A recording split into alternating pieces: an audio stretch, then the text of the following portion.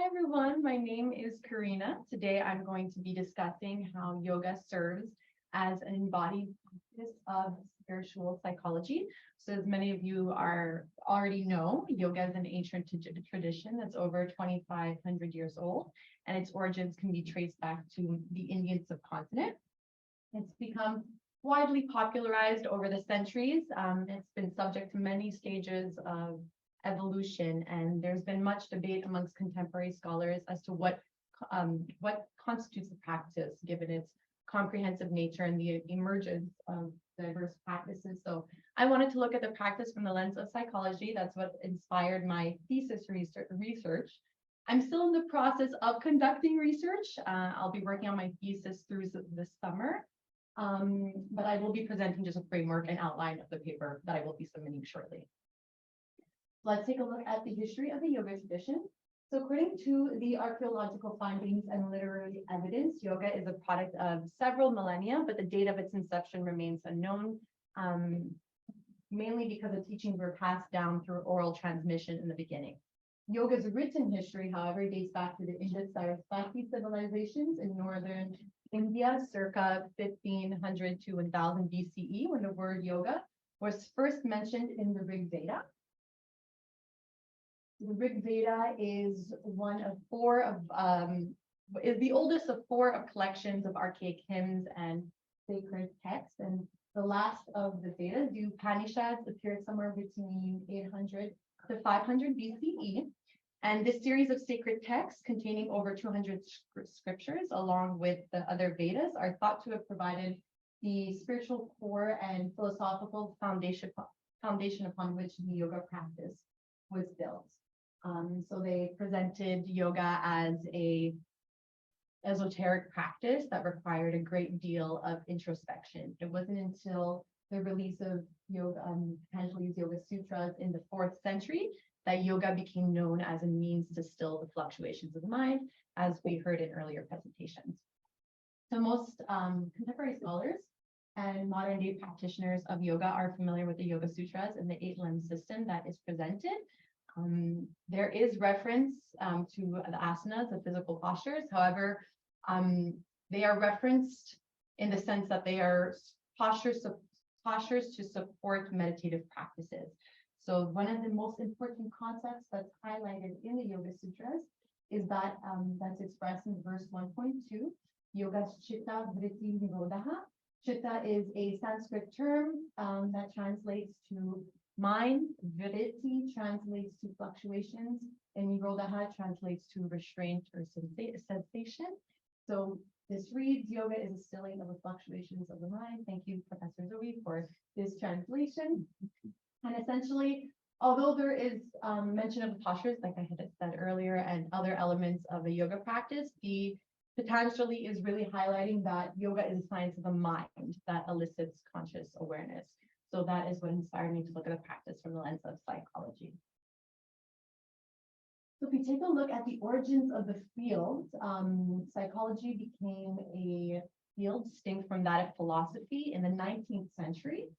So prior to that, there were philosophers such as Plato and Aristotle from ancient Greece and René Descartes, who lived through the 17th century. They were among the first to inquire about the nature of the mind and causes of behavior. What's interesting to note, though, is that many of their philosophies were inspired by the ancient wisdom of the East. The first person to call himself a psychologist, however, was Wilhelm Wundt, a German physician. He established the first department of psychology at the University of Leipzig in Germany. And his experimentation gave birth to structuralism, which he founded in 1879. And it is a school of thought attempting to understand the structure of the mind through introspection and close examination of one's conscious experience. With the establishment of functionalism in the late 19th century by American psychologist William James, the focus of psychological inquiry shifted to understanding the functional purpose of consciousness and mental processes from an evolutionary perspective based on the theory of natural selection that was proposed by English biologist Charles Darwin. And psychoanalysis emerged as another branch of psychology in the 1890s. Was pioneered by the infamous Sigmund Freud. I won't go into too much detail about his theory. That's something that I'll be exploring more in my research paper. But essentially, he examined the role of the unconscious mind in shaping behavior to detect the influence of repressed desires or traumatic experiences from early childhood. And his work revolutionized the field of psychology and inspired the work of many other psychologists, including Carl Jung, Alfred Adler, Erik Erikson, to name a few. And then psychology later became more scientific under the influence of behaviorism in the 1910s. It was founded by John B. Watson and further developed by B.F. Skinner. And essentially it emphasized the measurement and analysis of observable behavior through the scientific and objective study of environmental influences based on Pavlov's theory of classical conditioning. So this school of thought dominated the psychological landscape for years. However, other developments in the field of psychology, such as that of humanistic, social, cultural, cognitive, and biological perspectives, have been instrumental in ushering in a more integrative approach to the field of psychology. So an examination of the historical development of psychology revealed that its original focus was to study conscious experience through methods of introspection. But afterwards, it shifted away from psychoanalytical perspectives to focus on more testable hypotheses and behavior without much provision for the study of subjective processes. So it did become more scientific.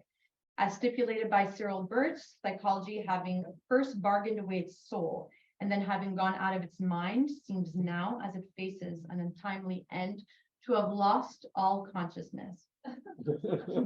However, the mid-20th century was witness to major developments within the psychological landscape, and the emergence of transpersonal psychology, also known as spiritual psychology, seems to have restored its original orientation by bringing mind and consciousness back into the conversation. After all, the word psyche refers to the human mind, soul, and spirit, so it should be, psychology should be an inquisition of that rather than merely just science of mind and behavior. So on to transpersonal psychology. So as I mentioned, it's also known as spiritual psychology. It's an emerging discipline that extends the scope of psychological inquiry to include more transcendent states of being. So according to the University of Santa Monica, spiritual psychology is the study and practice of the art and science of conscious awakening. In essence, it teaches us that we are souls having a human experience here on earth, and that it provides us with the resources and tools to be able to navigate our human experience in a spiritual reality. And it is a process and practice that involves embracing our identity as divine beings, surrendering egoic thought patterns, and being able to sacrifice our illusions of separation to come into the awareness that we're all just different expressions of source energy, different or divisions in consciousness rather than separate entities. So a historical examination of the development of psychology in India reveals that it's not a recent phenomenon. Although it has had a short history in academia, it has had a very long passing practice through yoga. So psychology in India only became an academic discipline in 1915 with the establishment of the first department of psychology at the University of Calcutta. However, it's been prevalent in the Indian subcontinent for centuries through the practice of yoga, which offers techniques for psycho-spiritual development. So as you can see, there are many parallels that can be drawn between the yoga tradition of the East and the practice of spiritual psychology in the West, mainly the intention behind the practice, which is to enable practitioners to experience the light of consciousness and to dismantle their ego so that they can realize the self that exists beyond the material world.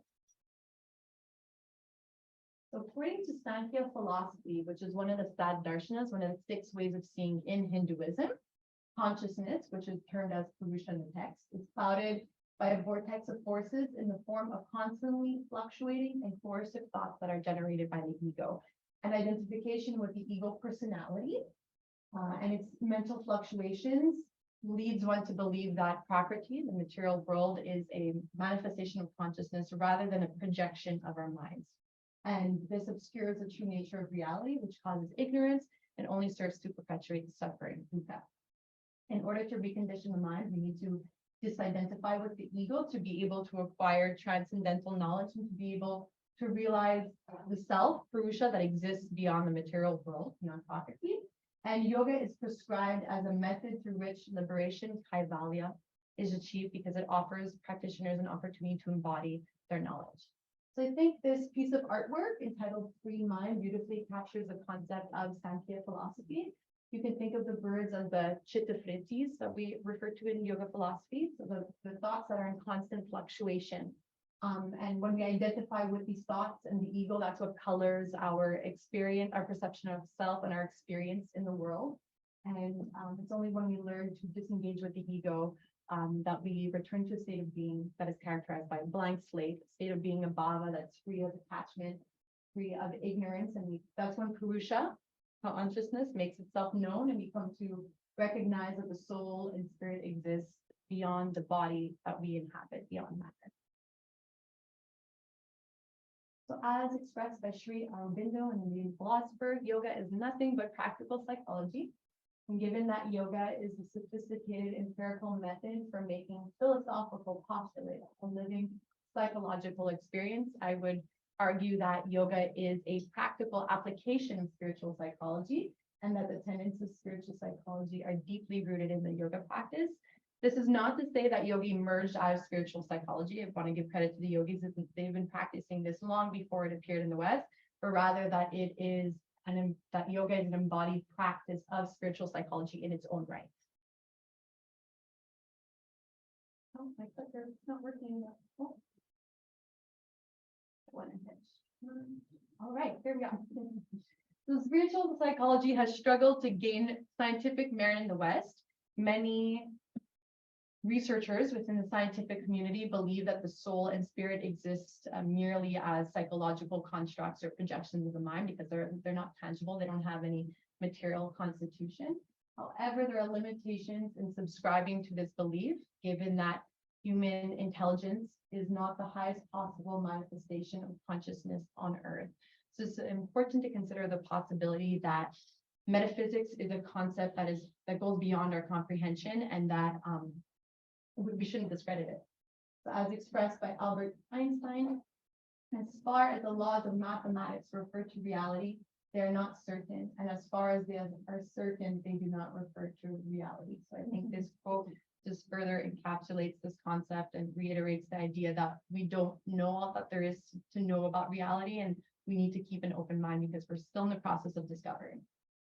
Given that there is no conclusive evidence to support the atheist hypothesis that matter is the only reality, I do believe that Eastern philosophy warrants recognition because its philosophy contains a clue needed by the West if the analytical method and theory is to reach its fullest scope. By extension, I do believe that a synthesis of Eastern and Western perspectives is required to capture the entire spectrum of mental phenomenon, and I think yoga will help to bridge a gap between the two philosophies. So in conclusion, yoga is an embodied practice of spiritual psychology. Yoga, as we know it today, is a multifaceted phenomenon that can be challenging to contextualize, but it can be understood through the lens of spiritual psychology as a technology designed for conscious awakening that enables practitioners to transcend the ego and gain liberation from its bondage in order to be able to realize the self beyond the material world. So in the same way that consciousness, Purusha, experiences itself through Prakriti, through engagement with the world, I do believe that practitioners of spiritual psychology need to find ways to embody their philosophy and ground it in lived experience so that they can have an expansion in consciousness. And as such, I think yoga should be further endorsed by the West and could serve as an adjunct therapy to spiritual psychology. Thank you so much for your time and attention. I appreciate the opportunity to present the preliminary research I've conducted so far. Thank you.